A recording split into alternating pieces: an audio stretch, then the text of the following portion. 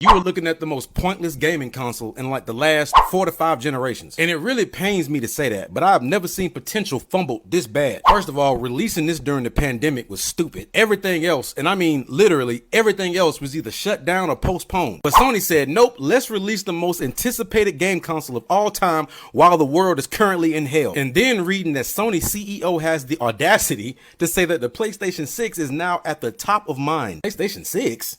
Sir, we are 5 years in and we still waiting on this one to live and breathe on its own. Where are the exclusives? What makes this console any more worth it than the last one? See, when the PS2 came out, it was perfectly cool if they decided to continue to release PS1 games because this one was backwards compatible. And I mean every version of the PS2 was backwards compatible. Unlike the PS3, where there was only one version that was backwards compatible. So Sony started to do dumb shit a long time ago. Yeah, I know you can say, well, the PS5 is backwards compatible too. Yeah, no shit, but let me show you the difference between backwards compatibility on the PS5 versus the PS2. See, backwards compatibility for the PS2 meant you could pop this disc in your PS2 and it would work. You could then turn around and play its sequel, which was meant for the PS2, on the same console. And yeah, you technically can do the same thing on the PS5, but here's the difference. This says PS1. This one says PS2. Versus these, for example, which are the same goddamn game with different price tags, mind you, which is fucking stupid. Bro, why are we 5 years into the PS5 and we still getting games that are literally coming out on the PS4? Mind you, we not even in the PS5 shortage no more.